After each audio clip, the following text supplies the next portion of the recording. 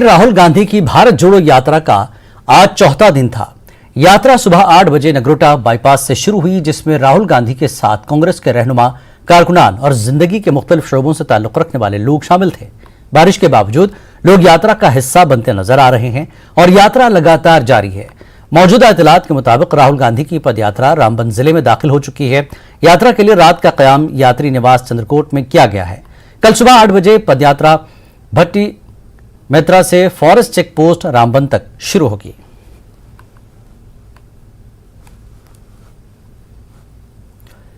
Congress leader Digvijay Singh surgical strike पर दिए गए बयान के बाद अब अलग थलग हो गए हैं। राहुल गांधी ने साफ कह दिया कि वो दिग्विजय के बयान से इत्तेफाक नहीं करते और यह दिग्विजय सिंह का अपना बयान है। दिग्विजय सिंह के बयान को राहुल ने मजहब का खेस कहा। राहुल ने कहा कि फौज कुछ करती है तो सबूत की जरूरत नहीं, फौज पर पूरा भरोसा है। जो दिग्विजय सिंह जी ने कहा उससे मैं बिल्कुल एग्री नहीं करता हूं।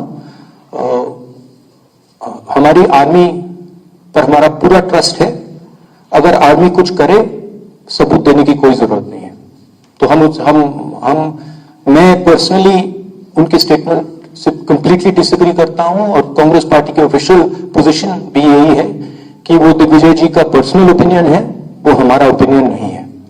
आई would like to assure you that mister Digvijay Singh's views are outlying views. They are not views that are held by the by the center of the party. We are absolutely crystal clear that the armed forces do a job.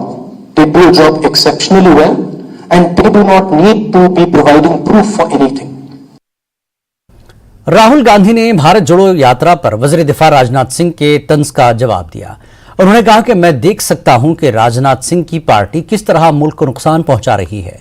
मेरा ख्याल है कि राजनाथ सिंह को जो कुछ कहना है वो पार्टी के ऊपर वाले लोग उन्हें बताते हैं। याद रहे, राजनाथ सिंह ने राहुल गांधी पर भारत जोड़ो यात्रा के जरिए मुल्क को बदनाम करने का इल्जाम लगाया था। राजनाथ सिंह,